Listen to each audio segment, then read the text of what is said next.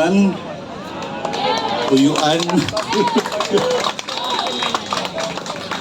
Daghang salamat sa paggahin ninyo. Pwede ko mag-English na lang? Thank you all for sparing your time by attending this, I call it Green Revolution. Salamat, salamat, salamat.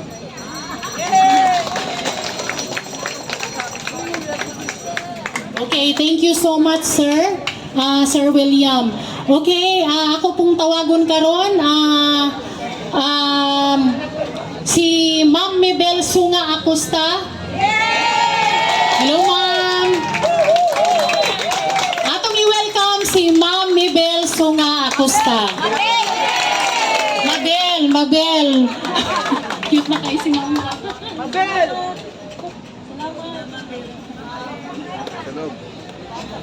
Mayong gabi sa tanan. Ako si Mabel Sunga Acosta. 18 years ko nga nag-serve as councilor of the 1st District of Davao City. Nakaila pa mo sa ako, ha? Kinsay mga taga 1st District dire. Salamat kayo sa inyong suporta sa ako, sa ako ang pamilya.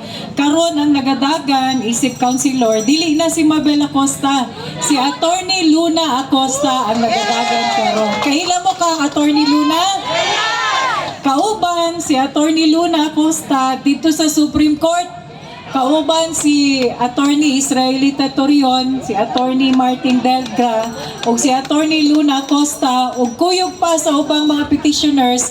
Niadto sila sa Supreme Court, mga pila ka adlaw pa lang ang nahuman, no? Siguro 2 days ago. Tungod, injustice kaayo ang gihimo karon sa House nga gina-impeach nila si Vice President Sara Duterte. Maunang nag-file og petition sila Attorney Delgra, Attorney Acosta ug si Attorney Torion para ihunong sa Supreme Court i-question ang constitutionality. Tungod wala nasubay sa proseso, sakto nga proseso, kanitanan nga gihimo nila ng mga impeachment process. Kabalo naman ta ang mga vloggers karon ng mga Duterte, mo'y nagakuan, mo'y nagadepensa kay Vice President Sara karon. Pero unsay ilang ginahimo sa mga vloggers nga Duterte? Ila na hinoon gipang haras, gipang tawag didto para i-question ang ilahang mga motibo nga kuno funded by narco politics and funded by other personalities, when in fact dili ni sila mga bayaran nga mga vloggers, mga professionals ni sila. Naa sila tarong na trabaho, pero tungod kabalo sila nga dakong injustice ang ginahimo sa Marcos administration sa mga Duterte, nagpadayag sila sa ilang mga sentimento pinaagi sa social media. Karon ang mga congressman nakapag-giveaway suggestion nga i-tax ang mga vloggers o i-regulate ang mga vloggers. Dili man na pwede. Ngano? It is enshrined in the Constitution of the Republic of the Philippines kanang gitawag nga free speech. No one should abridge the freedom of speech. So dili na pwede. Musugot mo? Dili! Musugot mo nga dili na musulti ang mga vloggers? Dili! Musugot mo nga i-tax ang mga social media platforms? Musugot mo nga dili na mo magpadayag sa inyong mga tingog sa social media? Unsa di ay ni silent martial law? Dili pwede. This is the bedrock of democracy. Kanang gitawag nga free speech. So, panahon ni Presidente Duterte, katong Pangulo siya, daghan kayong may batikos. Although taas ang iyang approval rating, pero tungod kay demokrasya kita, daghan gihapon ang wala nakagusto. Kay kuno bastos, kay kuno killer, kay kuno babaero, tanang mga issue gilabay siya. Iya lang gidawat, wala siyang pinakulong, wala siyang giharas, wala siyang pinigilan ng mga media man o kaya mga vloggers. Wala, kasi naintindihan niya na yan talaga ang essence ng demokrasya. There should be voices dissenting. Kay kung tanan muuyon yes o tanan muuyon no, dili na demokrasya. So ang demokrasya, lain-laing tingog. Pero ang hinungdan o ang purpose, one purpose, development for the Philippines. Security for the people. Development and progress for everybody. Dili kay gamay lang nga tao ang nakapahimulos, no? Ayuda. Pinili man lang ng ayuda, tama? Nakadawat ba mo gayuda? Kung makadawat mo gayuda, abay gamitin nyo. Kasi pera ng bayan yan. Pera ng taxpayers yan. Atin yan. Pera yan ng tao. Kaban ng bayan galing niyang ayuda. Pero, hindi iyan dapat ginagamit sa pangulitika. Kasi, hindi naman yan personal na pera ng mga kandidato. Tama? So, please lang, atong sultian ng atong masilingan, ng atong maparente, na kuno galing na ay muhatag o ayuda, hala sige, dawatan ninyo. Pero, ang iboto, kung kinsag gyud ang tinud-aray nga nagserbisyo para sa katawhan. Okay?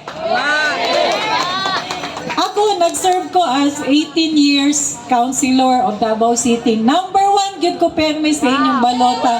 Number 1 gyud perme ang resulta. Salamat kayo sa ninyong tanan.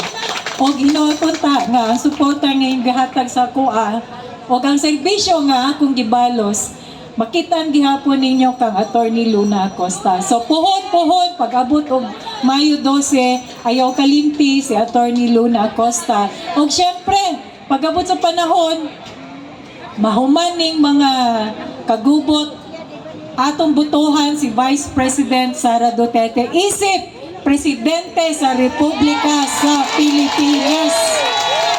Kanang nga klase nga serbisyo ang atong kinahanglan diri sa atong syudad sa Davao, Island of Mindanao, tibuok Pilipinas. That kind of service. Panahon ni Inday Sara Duterte, nagka-istorya mang gyud mi, nagka-trabaho mang gyud mi. Sa iyang panahon, maayo ang peace and public safety diri sa Davao. Daghan kayong nahitabo nga development diri. Sa iyang termino, nahurot tanan ang mga loans sa Davao City. Siya ra gyud ang nakahimo ni ana. Kay daghan naman mga mayor ang niagi, syempre mohulam ka tungod dili makaya kung Davao City funds lang ang gamiton for development projects, especially if it is a long-term development project, more than 5 years ang mudagan. So, sa panahon ni Inday Sara, marami siyang nagawa. At sa panahon ni Inday Sara, nahimong si insurgency free ang lungsod sa Davao. Okay ba na sa inyo? Wala pa ang NTF-ELCAC, nag-una na ang lungsod sa Davao sa anti-insurgency. Whole of city approach. Wala pa ng whole of nation approach, wala pa ng NTF-ELCAC. Naanay Davao 911, Davao City Peace 911. Dito sa Pakibato ni adto ang tanang ahensya sa gobyerno sa lungsod sa Davao to give the basic services to those who did not get it during the time nga gubot kaayo ang Pakibato. Mo nang na-sustain gyud ang development, na-sustain gyud ang peace and public safety sa Davao. The hinterlands, giadtuan na ni Mayor Sara, gidala tanan ang mga serbisyo para ipakita gyud sa mga taga dito, especially sa mga taga Pakibato o uban pang lagyo nga lugar, nga wala ni talikod ang city government sa ilahang basic services. So, sayang kayo ang serbisyo ni Inday Sara Duterte. Murag walay bili sa mata sa Marcos administration. Makadaog ba di ay si Marcos kung wala gitabangan ni Inday Sara? Wala. Ni suporta ba di ay ang mga taga Davao City kung wala gihangyo ni Inday Sara nga suportahan si BBM? Wala, di ba? Karon nabudol, tinuod nabudol mga kaigsuunan ang atong VP Inday Sara tungod nagtuo siya nga development gyud ang gusto ni BBM. Pero pamulitika di ay ang gihimo. So sayang kaayo ang higayon nga gihatag sa Marcos administration. Kung nagtinarong lang unta si BBM sa public service, wala na politika. Okay pa unta ang unity hangtod karon. Pero naabay unity karon. Giunsa man nila si Inday Sara. Naaba sila'y utang kabubuton kay Inday Sara o kay PRRD sa ilang gihimo kay Inday Sara. Katong mga midayig sa una sa unity, asa na sila karon? Wala. Ay labing tunood, dili ko speaker. Diarang ko nagpahipi, dias kilid-kilid to show my support, no? Unya, ilaman kong gikuhit. sila Boy o si Deputy Mayor Usman nga kung pwede daw kumistorya. So nistorya na lang inoon ko.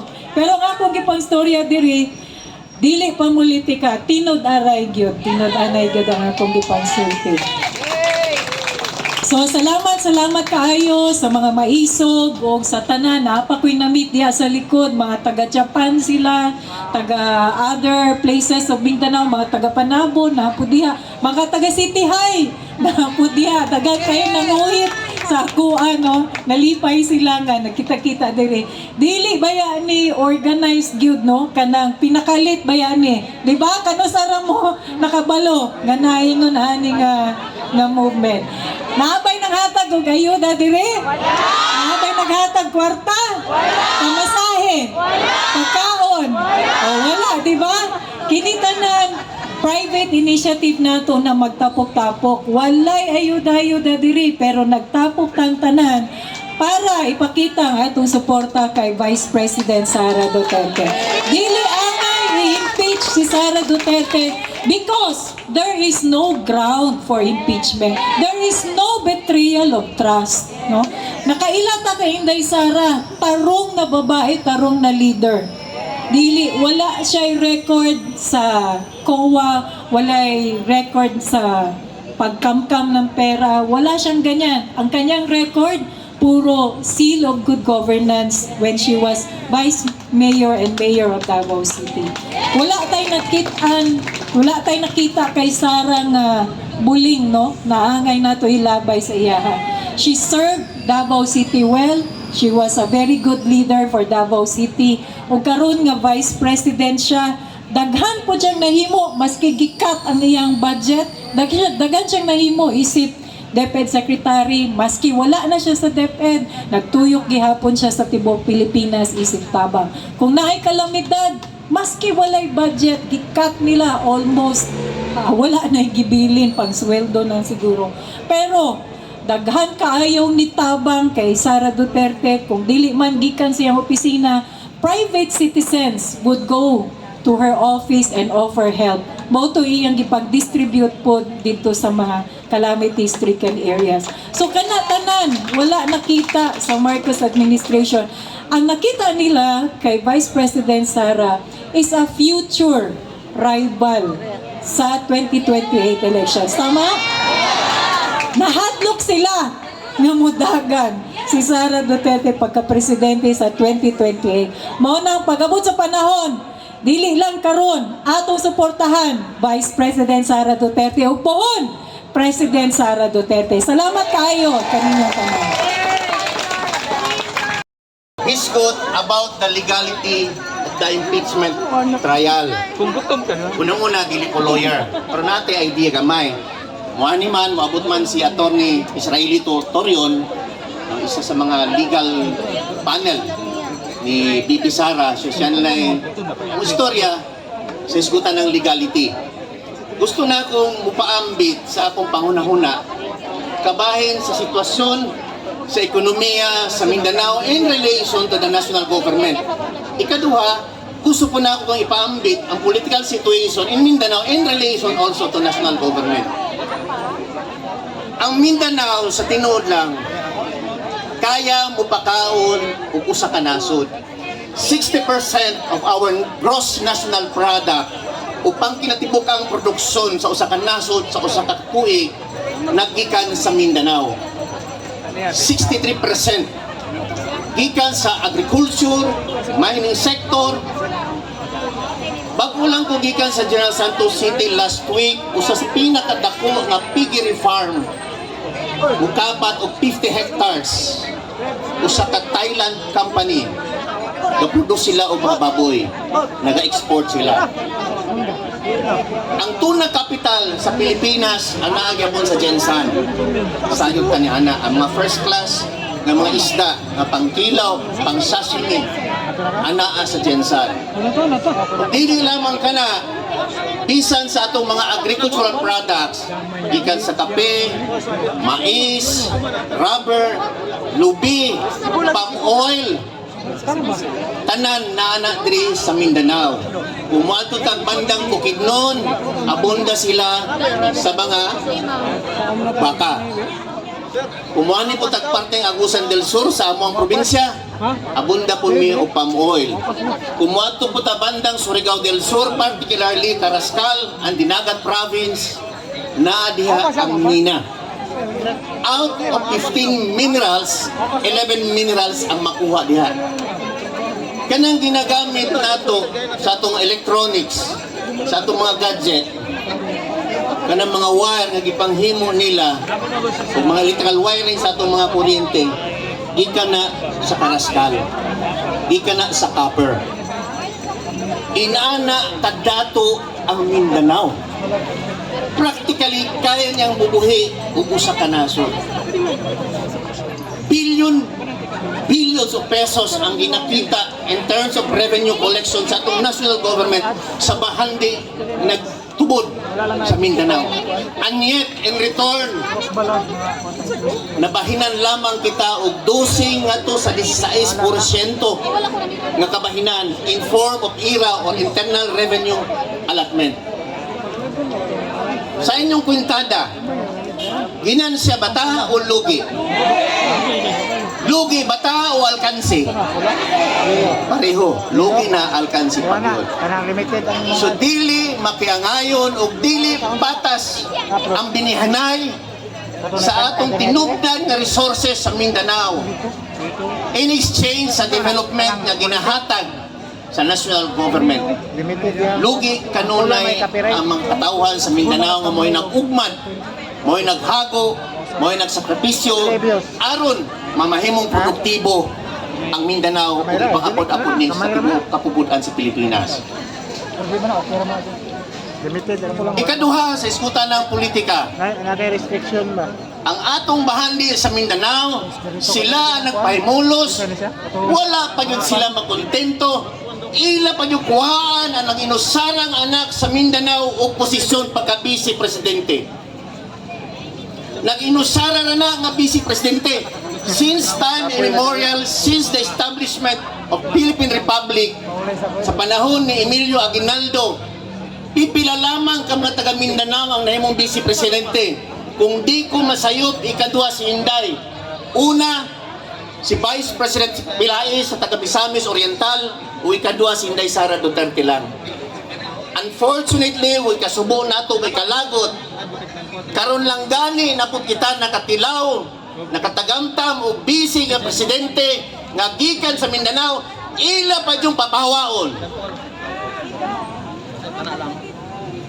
Inday Sara Duterte garnered more than 32 million votes last 2022 election. Sobra-sobrang aboto. Apan ang magbuot magpatanggal niya 215 na lang, 215 lang. Napad yun nagpaabot, nagpahabol, nadungag, nahatagan po siguro, nawitkan, na mong 240 ka congressman. Kini nga mga congressman, tuod sila ang representante sa ilang matag distrito, pero dili nagpasabot nga ilang tingog, they represent the majority of their constituents. Kaya nga no, dili to tingog sa katauhan sa matag congressman sa ilang distrito kay waman sila muagi og public consultation sa ilang matag distrito. Therefore, personal to nila nakabuton o personal nila nga desisyon. Walay mandato ang 240 ka congressman sa ilang gihimo nga impeachment against kang VP Inday Sara. Dito buwan dito start. And sama sa unggingon, wala ka na muagi og public consultation sa ilang matag distrito. Nagbuot-buot lang sila desisyon. Wala muagi usa ka democratic process na usa ka na kabatakan nga rekisito sa usa ka demokratikonhong nasod sama sa Pilipinas. So lugi na ta sa isgutanang income. Lugi na ta sa isgutanang kalambuan. Apil pa ang Mindanao Railway Project. Wa nila gipadayon unta kining Mindanao Railway Project. Makapaubos ni sa presyo sa palaliton nga naman. Mas barato ang transportation cost kung ang mga produkto nato sa uma imo ikarga sa mga tren kumpara sa mga cargo trucks. Mas ubos ang cost of transportation. Apan wa nila na ipadayon ni maunta na ang damgo sa atong amahan ni Tatay Digong. Lugi na ta sa ekonomiya, lugi pa ta sa politika. Muuyon mamuana? Lugi na ta, alkansi pa. Unsay atong angayang himuon? Diri sa akong walang bahin sa akong kamot. Kay nagsulti man ta nga lugi ta sa ekonomiya o sa politika, unsay atong himuon nga aksyon? Palihog daw. Unsay inyong una-una? Singgit. Palihog. I-impeach daw si President Marcos. Dini sa akong atubangan, unsa inyong sugyot nga dapat o angayan natong himuon? Dini sa akong tuong bahin, unsa inyong opinion? People's power. Buot pasabot, nakahiusa ang tanan nga ibton nato ang pusti sa Malacañang, tabangan nato og dayong og diri ibutang sa dakbayan sa Davao. Nooy mo niana. Mahal sa ninyo?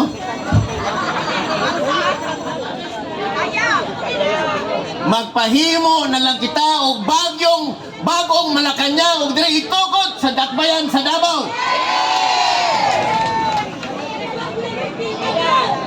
Sa tinuod lang, based on the statistics, gikan sa NEDA, kaya makabarog ang Mindanao isip usa ka nasod.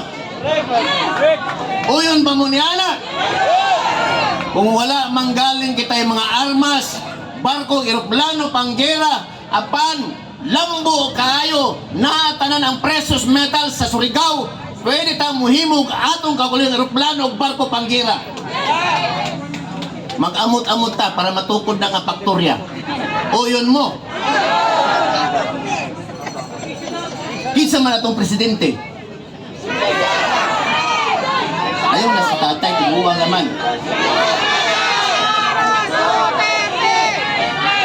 Muuyon ba mo nga sa atong tukuronon nga bagong nasod sa Mindanao, si Inday Sara ang mamahimong presidente?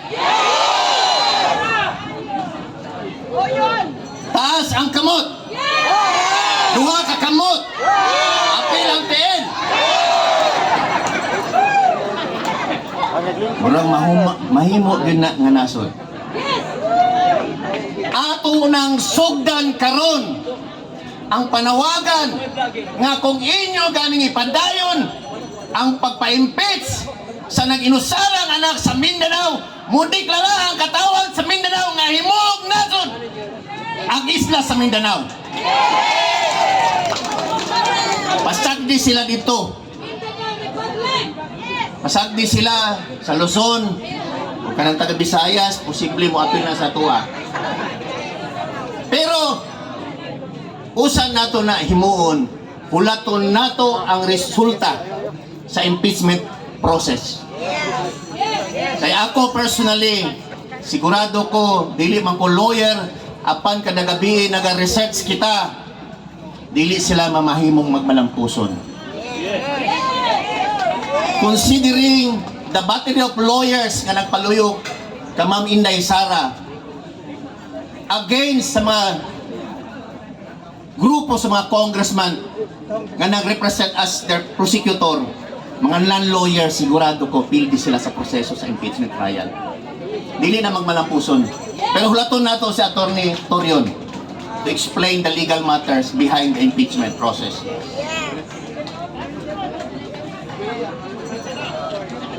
Gusto ba mo isa may tigpatag dire o kanang na mga numbers game? Dili mo tigpatag? Naon ta ko ipaambit nga numero. Libre lang ni.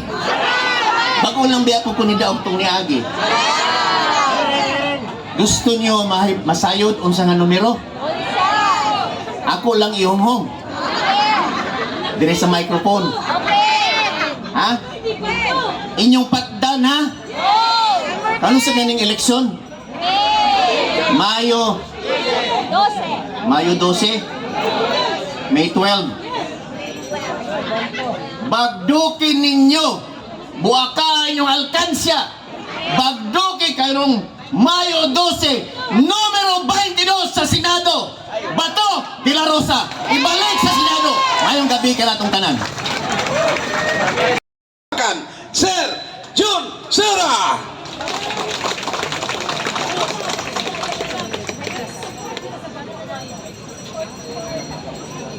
Gising pa ba lahat? Gising pa? Okay. Hindi man ako politiko, magbibigay na lang ako ng itagalig na lang natin ito. Kasi medyo mayroon tayong mga social media dito, baka naka-live. When the President assigned me as the commissioner, doon ko natiyak na kung baga mahirap ang Bisaya pag magtagalig. Pero I'm very happy na tayo andito lahat kasi dito natin malalaman kung paano ang demokrasya ginawa ng kalukuhan ng ating gobyerno sa kasalukuyan ngayon. 1. Remember that the citizens of the Republic of the Philippines binigyan tayo ng supreme right sa darating na May 12 para natin piliin yung talagang atin na makakatulong sa ating pagtatakbo ng ating gobyerno dito sa Pilipinas. Nakita natin, we are robbed by justice. Ninakawan tayo ng sariling hustisya ng ating gobyerno sa kasalukuyan. You will ask me why? Did this government listen the cry of the people? 1. Nilinglang tayo. Anong sabi niya? Nang sasuna pa siya, sinabi niya na the flood control was already finished and there are coming project to be accomplished. Walang nagawa. Buti na lang ang Diyos. Anong sabi ng Diyos? I will send something to remind the President na hindi ninyo tinupad sa sambayanang Pilipinas ang sinabi ninyo. Nagpadala ng storm, ulan, at be reminded by God. The intervention of God was sent directly to the government as of now. Second, mayroong impeachment ginagawa nila sa kasalukuyan. Hindi na sila sumunod whatever justices. Alam mo, ang executive department ng ating pamahalaan at saka ang congressman, ang office of the Congress, House of Congress, dapat iba ang kanilang tungkulin. Pero ngayon, anong nakita natin? Nagkaisa sila para pabagsakin si Sara Duterte. Nilinglang tayo